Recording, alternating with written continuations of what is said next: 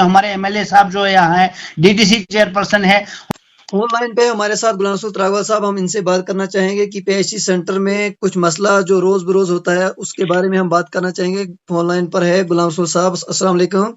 वालेकुम सलाम जनाब। गुलाम रसूल साहब, आप ये बता सकते हैं हमें कि जो रोज बरोज जो है पीएचसी सेंटर दाड़म का जो मसला है, हर रोज हाईलाइट होता है, वहां पर डॉक्टर नहीं होते हैं, बता सकते हैं मुझे? देखिए जुबैर भाई, सबसे पहले आपका शुक्रिया कि आपने हमें ये बात पूछी।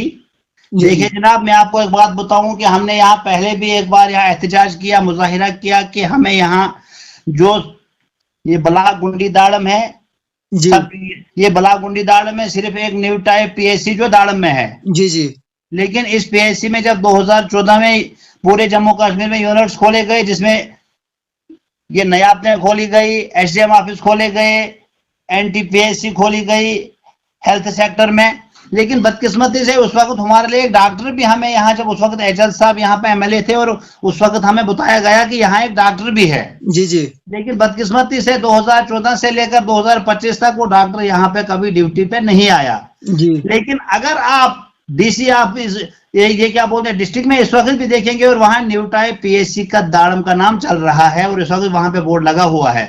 जी जी लेकिन बदकिस्मती से हमें यहाँ कोई स्टाफ नहीं मिल रहा है, यहाँ पे कोई भी लीडर हमारी तरफ कोई ध्यान नहीं दे रहा है, एडमिनिस्ट्रेशन यहाँ की तरफ ध्यान नहीं दे रही है। बहुत ही परेशानी हाल है हम सर।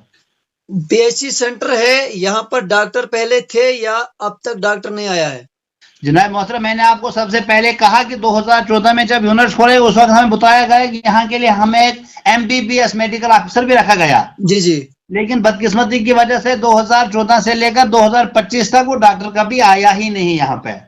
तो जो यहाँ पे स्टाफ रखा गया था, अब सुनने में आ रहा है उनको भी चेंज किया जा रहा है, तो क्या कहना चाहोगे सर? देखिए जनाब, यहाँ पे एक एनआरएचएम की एक मैम है, जी जी और एक है यहाँ डेंटल, हमने हमारा अपना लोकल लड़का है यहाँ गूल में, उसकी ड्यूटी थी, वहां से हमने सीएमओ साहब से गुजारिश करके, बीएमओ साहब से गुजारिश करके हमने उसको यहाँ पे रखा था, और वो अच्छा काम चला रहे हैं, अच्छी ड्यूटी दे रहे हैं वो। जी चलो जितना उन तक जो ये मेडिकेट उन तक है वो दे रहे हैं लोगों को फैसिलिटीज। बिल्कुल। लेकिन बदकिस्मती की वजह से मैंने कल सुना कि उसको भी कहीं वर्बली, जो ताहिर साहब है, उसको यहाँ से संगलदान लिया गया। जी जी लेकिन ये हमारे समझ से बाहर बात है कि ये कोई सियासी मार है या ये कोई एडमिनिस्ट्रेशन की तरफ से मार है, हमें समझ नहीं आ रही है कि हमारे ब्लॉक में इस वक्त 4 पंचायतें हैं। जी जी लेकिन 4 पंचायतों में सिर्फ एक ही एनटीपीएससी दाड़म है, जो कि हमें पिछली बार यहाँ पे बोला गया, जब यहाँ पे हमारे एमएलए सिजाद ये शाहीन साहब आए थे, और उस वक्त हमें यहाँ पे स्टेज पे बोला गया था कि आपके लिए एक एम्बुलेंस भी, ये एम्बुलेंस भी है।